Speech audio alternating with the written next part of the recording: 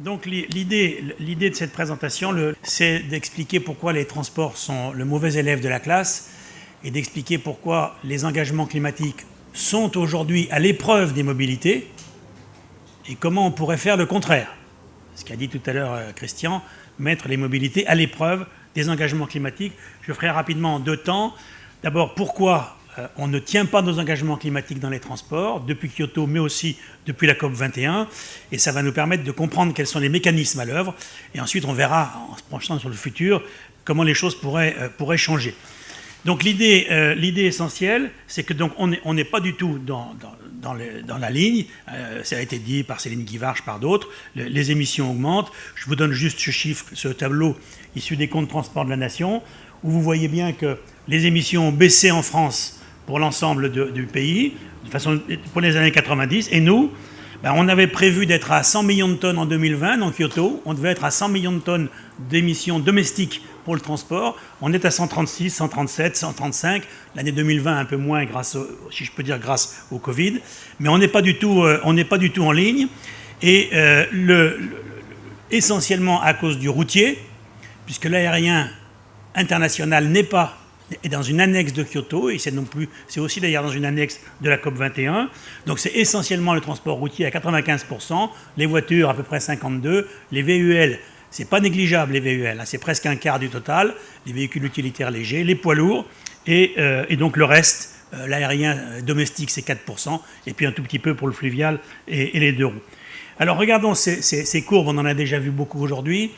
Elles sont là parce que je renvoie à une chose très simple qu'on disait dans mon laboratoire quand on a commencé il y a 20 ans à faire des prospectives transport-mobilité à la demande de l'ADEME, du ministère des Transports. On voit apparaître les 2 jambes, les autres 2 jambes. On disait, voilà, si on veut atteindre, à l'époque, on disait le facteur 4 des émissions de CO2 à l'horizon 2050, il faut d'une part agir sur l'état des techniques. Et là, les techniques, ce sont les émissions unitaires, donc les grammes de carbone par kilomètre. Donc ça, c'est l'émission, c'est l'échelle de droite. Et puis, il faut jouer sur la demande. La technique ne suffira pas, il faut jouer sur la demande. Et la demande, vous l'avez en bleu, c'est l'échelle de gauche, c'est des dizaines de milliards de passagers kilomètres. Donc vous voyez qu'en bleu, on est monté à un peu plus de 700 milliards de passagers kilomètres. Quand vous faites 1 kilomètre avec votre voiture, c'est 1 passager kilomètre.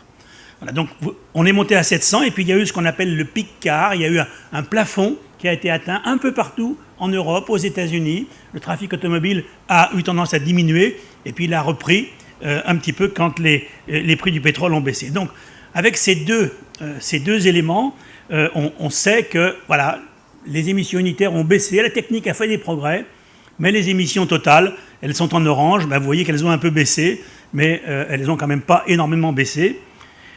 Et c'est encore pire pour les poids lourds, puisque là, pour les poids lourds, vous voyez que les émissions unitaires en vert, eh bien, elles sont à peu près stables depuis le début des années 2000. Ça ne baisse plus, parce que les lois de la physique, pour transporter des tonnes de marchandises, il faut de la puissance, et que si on ne change pas la source d'énergie, ce sera difficile avec un 40 tonnes de tomber à 15 litres au 100, on aura beaucoup de mal à le faire.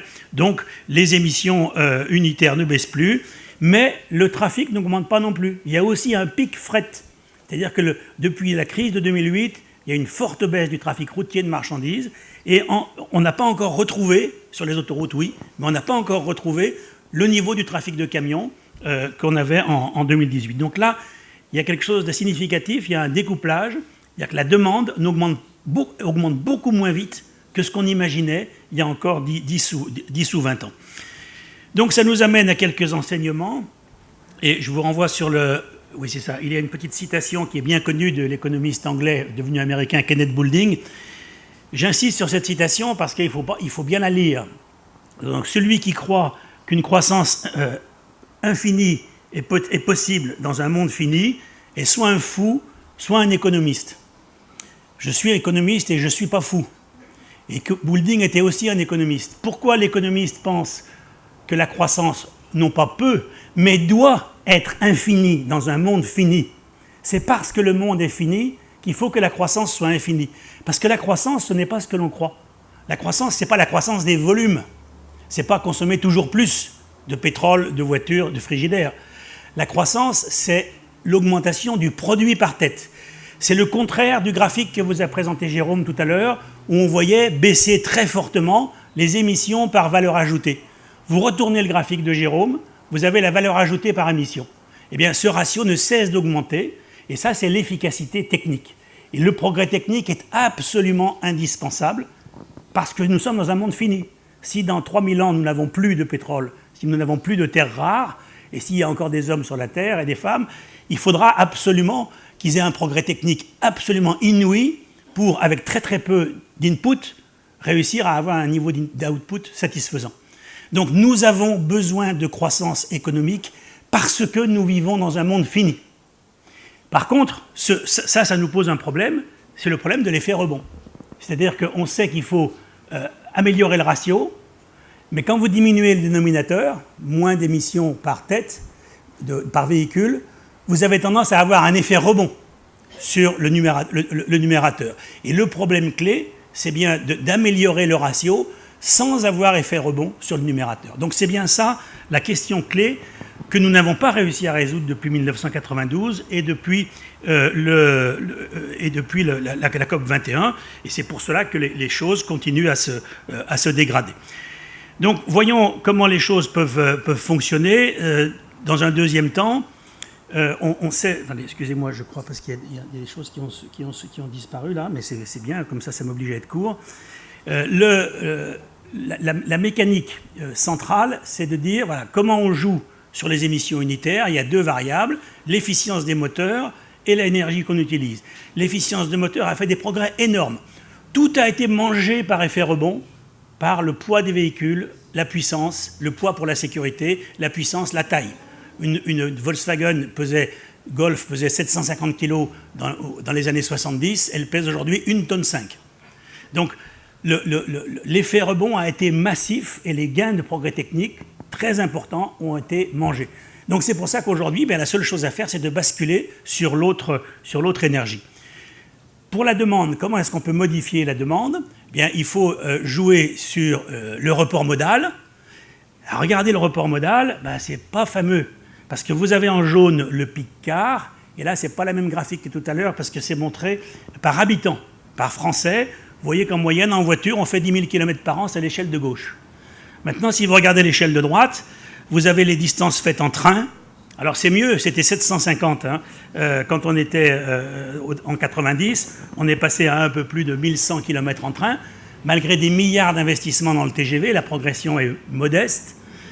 Et puis vous avez l'aérien.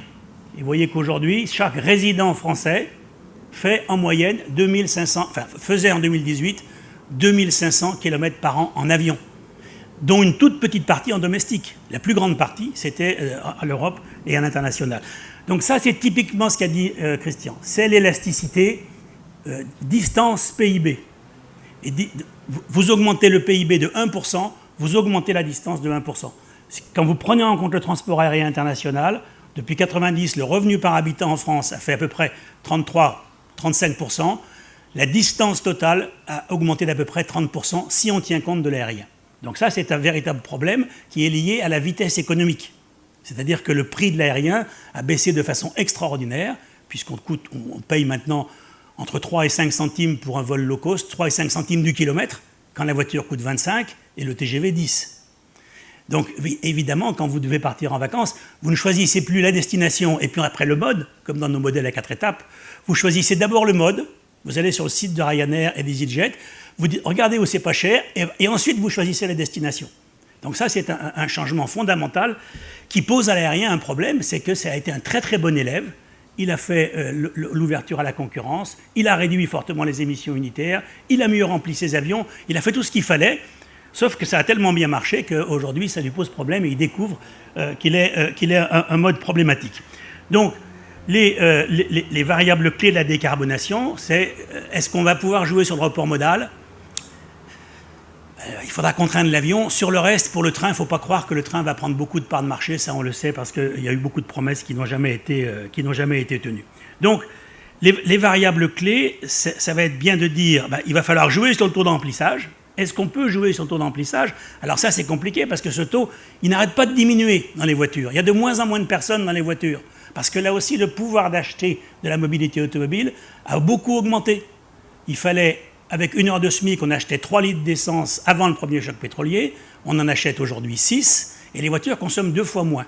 Donc par rapport au premier choc pétrolier, on peut rouler 4 fois plus avec 1 heure de travail. Donc là, à partir de là, la vitesse économique du salaire a augmenté.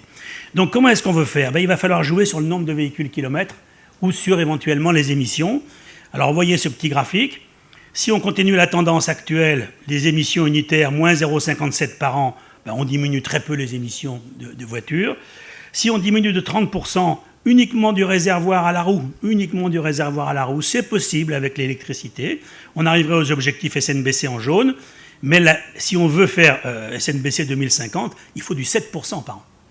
Donc voilà, l'idée c'est que pour atteindre tout ça, SNBC, on va peut-être y arriver sur la route pour les voitures, mais on va y arriver avec des hypothèses très fortes. 20% du parc full électrique, il faut enlever les hybrides, parce qu'actuellement on vend 2 fois plus d'hybrides non rechargeables, qui émettent autant qu'un petit diesel, que des purs électriques. Donc il faut changer le marché de l'électrique, et ce n'est pas pour l'instant l'orientation qui prend. Donc regardons quelques petits chiffres très simples. Ça, c'est les chiffres pour 2015. 787 milliards de passagers kilomètres, 1,6 personnes par voiture, donc 485 milliards de véhicules kilomètres en voiture, qui font 146 grammes en moyenne. C'est le parc. Donc si on veut faire ça avec le seul progrès technique, il faut passer de 146 à 102 grammes. Ça va être un peu compliqué, donc on peut faire un mix des deux. Et vous voyez que dans ce mix, il faudrait que les émissions unitaires baissent de 15% en 9 ans, c'est-à-dire presque 3 fois plus que ce qu'on a fait les 10 dernières années, et qu'il faudrait que les passagers baissent de 8,5%. C'est pas énorme, on peut l'atteindre, mais il faudrait aussi que le taux de remplissage augmente. Et ça va être très compliqué, peut-être plus de covoiturage et sans doute plus de contraintes, ZFE, etc. Voilà, donc les objectifs sont déjà extrêmement ambitieux, mais on peut penser qu'on va y arriver grâce à l'électrification uniquement pour les automobiles et uniquement du réservoir à la roue. Si on prend en compte ce qui se passe en amont du réservoir pour les voitures électriques, c'est compliqué. Je vous rappelle qu'une Tesla, qui est la voiture électrique la plus vendue en France depuis le début de l'année, plus que la Zoé, la Tesla, c'est 15 tonnes de CO2 à la fabrication. Une petite Clio diesel, c'est 4 tonnes. Donc il y a presque 10 ans de fonctionnement de la Tesla avant d'arriver à ce que la Clio a consommé. Si vous voyez sur 2050, j'ai pris un petit chiffre très simple. Si au lieu d'avoir 90% de progrès sur les technologies qui permettraient d'atteindre l'objectif, on a seulement 84%, et on a presque atteint l'objectif, 84 au lieu de 90, on aurait pu prendre 83, eh bien vous vous apercevez que si vous faites ça, il faut baisser énormément les passagers kilomètres. Donc si la technique ne peut pas tout faire, si elle ne fait pas ce qu'elle doit, eh bien il va falloir jouer très très fortement sur les passagers kilomètres, ce qui m'amène à ma conclusion. Vous voyez qu'on est au début de l'histoire sur les transports, mais je ne sais pas si on va la continuer. On est en haut à droite, c'est-à-dire on est dans des approches très politiques, des réglementations relativement douces comme les ZFE, et puis des subventions pour acheter des voitures électriques. Si ça ne suffit pas, et ça ne suffira pas, il faudra aller dans la case d'en dessous, c'est-à-dire aller vers la taxe et la tarification. Mais voilà, il y a des trucs qui s'appellent les gilets jaunes, qui sont assez compliqués. Et n'oublions pas que dans un litre d'essence aujourd'hui, la taxe que vous payez, c'est l'équivalent de 250 € la tonne de CO2. Mais vous ne payez pas que pour le CO2, vous payez pour l'insécurité, vous payez pour le bruit. Mais ça, c'est jamais expliqué. On a augmenté la TICPE sans jamais dire à quoi elle servait et à quoi elle correspondait. Donc il faudra sans doute l'expliquer. Ça pourrait faire l'objet d'un bon débat présidentiel. Mais à part Sandrine Rousseau, je crois ce matin sur RMC, pas beaucoup de gens ont évoqué cette idée qu'il fallait aller vers une hausse des carburants. Parce que politiquement, c'est assez compliqué. Et puis, bien sûr, si ça ne suffit pas, il faudra aller encore plus loin. C'est-à-dire mettre des quotas carbone avec des permis d'émission, par exemple pour le transport routier. Et si par hasard on ne fait rien de tout ça, il est possible qu'on arrive à des schémas très brutaux de type de rationnement complet et de rationnement sans marché secondaire, parce que la population est en général assez hostile au marché secondaire qui permettrait aux riches de racheter des possibilités d'émission aux pauvres. Et ça, quand on fait des enquêtes, les personnes disent on préfère le rationnement complet du carbone pour tout le monde plutôt que d'avoir des systèmes de permis d'émission négociables. Donc les politiques ont du pain sur la planche. Je vous remercie.